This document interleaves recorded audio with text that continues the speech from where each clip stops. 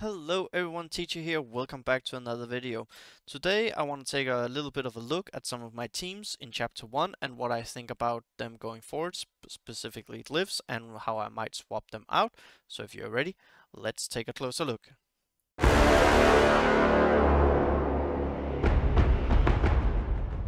But first everyone, feast your eyes on this guy. I got him today. Finally, after a while, I got him. I just needed the 6 shards from Chapter 1 and I got him, so yeah, that's pretty awesome. And a quick math, I get 6 shards from Chapter 1, 2, and 3, and then the 15, so that is 33 per raid. So that means I still have 27 left, and then another raid that will be 60, and then let's see, 140 will remain. So in 6 raids, I will actually have him. And if we calculate 6 raids, that is probably around the start of February. Then I will have him at a 6-star. So I won't build him right now. And that's not to say that I won't do a deep dive on him and his 2 companions, because I do feel Fellowship is something that's gonna come out. Most people have farmed Gimli and Legolas. I'm working on them myself, at least shard-wise. Gimli I'm gonna work on after I have Grimpa at 7 stars. So we'll be taking a closer look at Gandalf and his team soon. But first, let's start off with some glyphs in my Chapter 1, because I remember that people have asked about glyphs. I've actually got some DM as well on Discord about my teams, what am I using for glyphs, and so on. And I want to start here with one of my teams, because I am at the point where I feel I have to consider what teams can actually do difficulty 4 in Chapter 1, but can also work on other chapters. And this team is one of them. I know they can do a difficulty 4 in Chapter 1, I've heard about that, but they need to be at least Gear 8, have good glyphs, so that would mean level 8 glyphs as well. And I know there's a whole mechanic on that, you guys can go search those videos. I will myself when I get to that point, because at the moment I'm not at a situation where I will do it myself, the team, so yeah. But when I do get there, I will search some info, make a video myself, and I will shout out those where I get the info from. But let's go into this team. This team, I've not touched the glyphs at all. They are exactly the way they were when I did I did 900k today, and I think it was my second attempt with the team, and it went so smooth. So I had a Bloodlust level 5 with this. I had damage here, armor, damage. Overall, basically I was thinking like, let's just see what they do without glyphs. I knew some of them had some glyphs on, some had less, and honestly I didn't really want to swap my glyphs. We have here for Pippin, again, some 5, so this is damage, this is armor. Here we had armor again, and we had some resistance and a little bit of speed. Okay, that's pretty good. The next one, Strider. He had this, and that is just Bloodlust. Not that he will gain anything from it, because we don't want to kill anyone. Important thing to know, and I'll see if I can find an image, so give me a second very soon. And yeah, basically what I do, I never open up with his heroic charge. I never do that, simply because of how it works for me. But yeah, he had this on, then we had Samwise with this, and we had Frodo with this. 2 attempts, second attempt, so smooth. First attempt, I only had to restart because I was a little bit too I gambled a little bit to see if I could get 5 stacks, and I couldn't, so that was all it is. One thing I do want to say is Frodo Special 1, I always open up with that on the Skull Crusher. That is my goal for the first bomber. Kill the Skull Crusher and the bomber itself. That's all I get. If I get the Mangler on top of that, that is golden, but that's all I need to do, and after that it usually works like a charm, except if I get two Skull Crushers in a secondary wave. So that's basically those.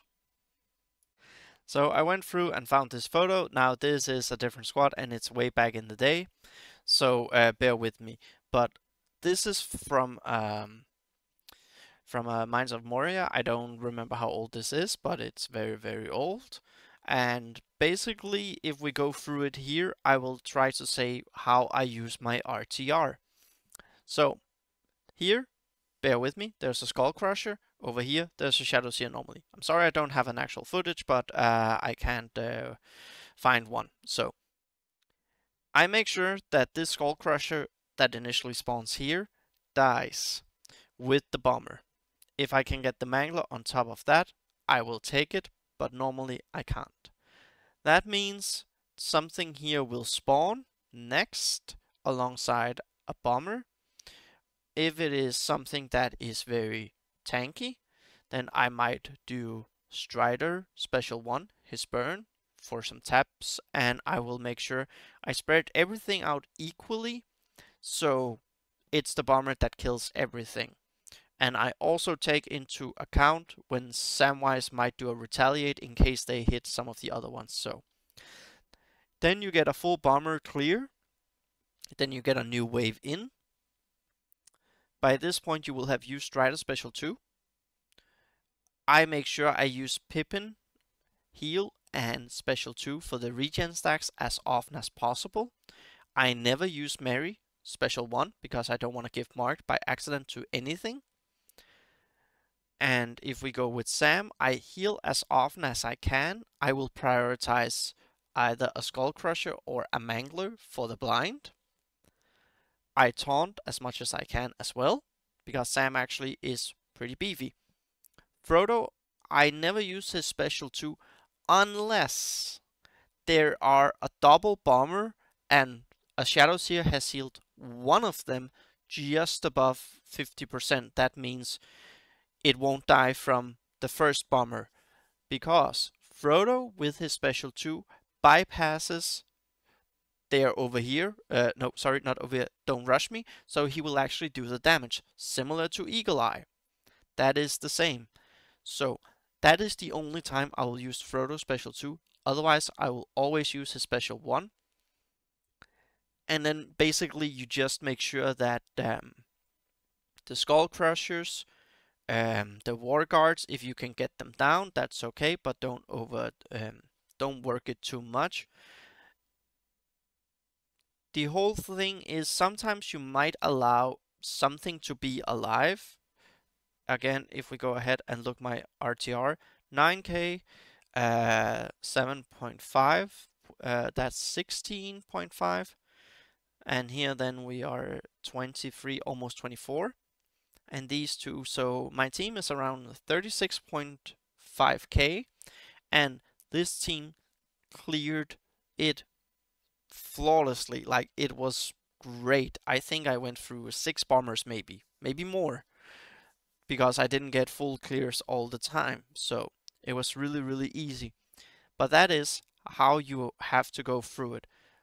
Hopefully this made some sense. I'm sorry I don't have an actual image of it because I just didn't record. I was hungry and someone was running late, so I figured I was just like, okay, let me just get my attacks off and let me get my 5.1 million. Now the next part of this video that I do want to talk about when it comes to glyphs is actually my Haradrim.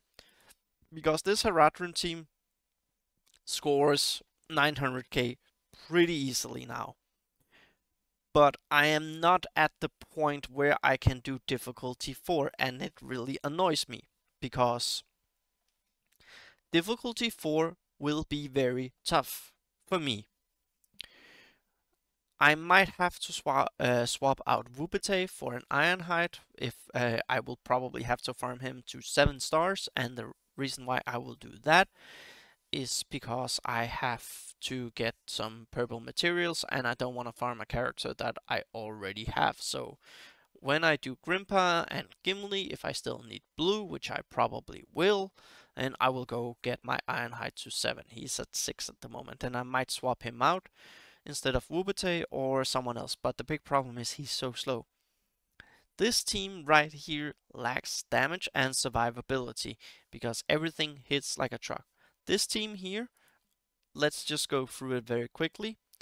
I do Withering with the best stats that I can find on either an Armor Piercer or a Bloodlust. Robel looks like this. Robel is okay at surviving. So if we actually say what does Robel have in health, above 40k, that's actually something you kind of want to go for. Bekelu normally has Last Stand on her, and the reason why I go with Last Stand is because she needs it, basically, pure and simple. For her in chapter 1 specifically, I would either do focus or health, and make sure you have health and speed as secondary stats. So that's what I would go with Bekelu, because if you can get everyone to 40k or better in health, then it's starting to be nice. Yeftu, Last Stand as well at the for the time being. He does have the health, but again, a Mangler can do 18k hit, so Yeftu is actually really important because you want to make sure you can get the weaken onto a Skull Crusher. I am still having issues with getting the weaken onto the Skull Crusher or getting the kill on it, and just getting basically the bomber to do what the bomber needs to do. Of course, I have this here with the crits. Sadly, because of how chapter 4 works, you will have Banes on you when it comes to your AoE for Robel and Wubate, so no way getting around that. Then we move over to Tebeb. I will probably have her heal here and her regen, like, I want to finish them off. But yeah, it's pretty okay, but this healing and grant some fortitude might be something I really need, and I actually just missed what I was supposed to talk about, the real MVP of this team. It's Graceful Blades. This, I feel, is what I need with my Haradrim. They are basically, with a fully glyphed setup, they are around 60k. I need Tebeb 7-star. I have heard rumors that when you get to 200 out of 300 shards, that there is an offer similar with the Road to Rivendell, when you hit that 150 out of 200 or 200 out of 300. And I will get that for Tebeb because by my calculation, between 2 and 3 weeks I will get to 200, and that means I can actually have her finished and her heal will go up massively. But this is what I feel I need, so of course I do Thorin's Company, and then when Tebeb is 7, I will test and see how are we feeling with everything. Can this maybe do the job? Because I believe Haradrim can do difficulty 4. It will be very difficult for them, surprise, surprise. But level 8 glyphs across the board on all characters, prioritizing some health and some focus, especially focus for Robel and Wubate, and overall speed, good speed glyphs are really needed for Haradrim. I think that is something that can work, because Haradrim are so slow, it's amazing. And that's also where Tebeb needs more health, because Tebeb right now is at 24k. I believe her level, she will get around 6,000 to 7,000, going to 7-star. And when I do her, I actually just go ahead and I'll actually just show you what I do. I take my Elrond set and do it completely over. I take this one, Armor Piercer, and I believe there's one more. Yeah, this one for armor, because there's some health and some block. And then I take his Lembas set. So Elrond Lembas is what I swap over. So it's very easy for me to remember what runes I need for my Tebeb, because Tebeb and Elrond basically want some similar stuff. Again, they're okay, but they're nothing amazing. and here I get some damage. I believe it went 8 and 9 here. That was that sucked. I would love to have a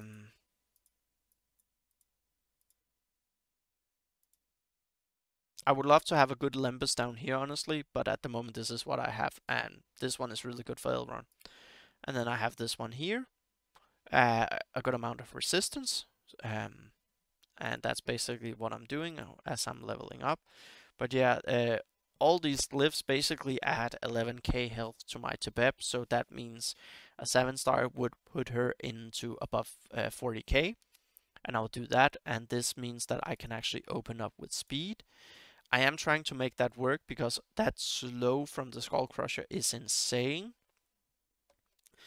But yeah, that's something I'm looking at, and that's also where I want to end with this video. What teams do I think can do difficulty 4 in Chapter 1?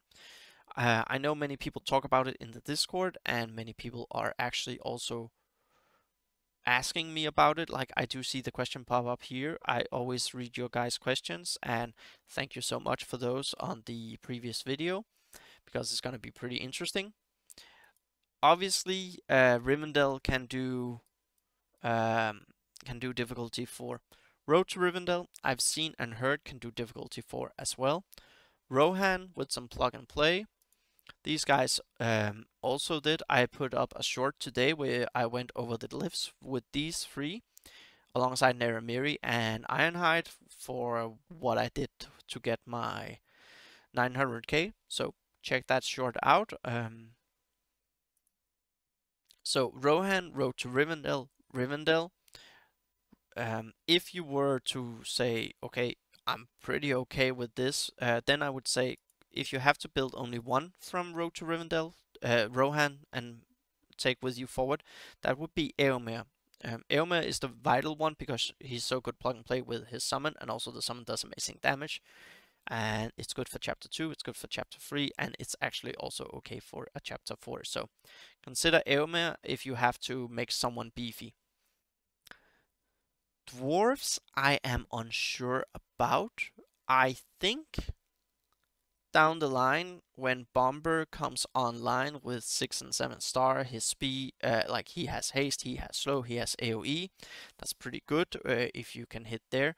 You have a lot of assist mechanics, so basically if you can survive, that means health lives for everyone as well, like some health here and there, they will get to above 40, and also Thorin leadership should help them quite well. As you can see, my Thorin is now fully built. I'll probably make him gear level 8 tomorrow, so he is gonna be tested with the cave troll. But yeah, here they gain 20% max health. That's pretty nice. So if we say that's I actually unsure how I believe passives work at the very end, so when the game actually fires up. So if we say a character at 40k health will get 8k on top of that, so that's pretty nice. So I think dwarves will as well due to all their assist mechanics. So that puts us as 4. Haradrim 5. What else do I think? Goblins, maybe, but I know they have to be so extreme build, so that's not free to play viable. Gondor, however, I also believe can do it due to the block from Denethor, and if you were to go anything, maybe just go Harrindil and take Sergeant Ara out, and then maybe Halbarad or someone else. Swap in a Naramiri for some heal and some cleansing, I don't know. But yeah, maybe could be Naramiri because she has a way to gain Nimble. She has a way to gain Stealth. No, she doesn't have a way to gain Nimble. That's through Last Stand and so on, and other things. I might be wrong. It's a little bit late. But these 4, and then I would say at max, like you have to do 7-star across the board so you can survive. And you have to do a good glyph setup. We'll cover that at some other point, and level up all their abilities. But I think maybe due to the high amount of block chance, maybe there is some way you can get through that with the manglers and the Skull Crushers because they do have pretty okay damage, and they also have some okay speed. Like Rivendell here has 155. We have the assist mechanics from Denethor Special 1. Boromir has an AoE, so does Faramir, and Faramir is actually pretty fast. So yeah, I think a fully leveled 4-man squad here, or my Gondor Ranger with Miri, might be able to do it. And when I say might, I'm at 75% to 80% confident it can happen. But for sure, Gear 8. Ideally, everything you do difficulty 4 in Chapter 1 is Gear 9. So they can do it as well. And maybe Dol Guldur, but they are not free-to-play friendly, so I don't want to talk about them. Balance Expedition, they're farmable soon, maybe. Fellowship, I think, will be able to do it. Isengard, I don't think so. Misty Mountains, not at the moment. And Mordor, not as well. Maybe they could, I don't know, but Mordor isn't really good outside of Chapter 1 due to Ironhide, so don't do it for the time being. So yeah, that was basically what so this sums up the video, and this is basically what I will say. What are my thoughts moving forward for Chapter 1? Again, I did a short where I showed my glyphs for my Rohan, Ironhide, Miri. Go check that out, because I know people have asked me, especially for Chapter 3 as well, but also it just gives an insight into what my squad can actually do with my Chapter 1. So, and then you saw my road to Rivendell. That was actually an extremely easy score. I was very surprised, and it was just simply due to not wanting to swap glyphs, but it worked like a charm, so I know that for the future. And hopefully that is enlightening, and you can build upon that. And yes, we have a new day. That means we can go into the shop and see if I can get my 10 Boromir stacks. I cannot. So that was it for today, everyone. I am now 68 out of 68 of characters. Again, I'm trying to think, how can we as players move forward in Chapter 1? And also, the very last thing I want to say, especially during holidays and everything, and with what has happened in the game in December, stay positive. Remember, this is just a game. Don't stress and tire yourself out over getting those perfect scores. Do what you feel is appropriate for you and take it from there, and remember to enjoy the game and enjoy life. See you all in the next video.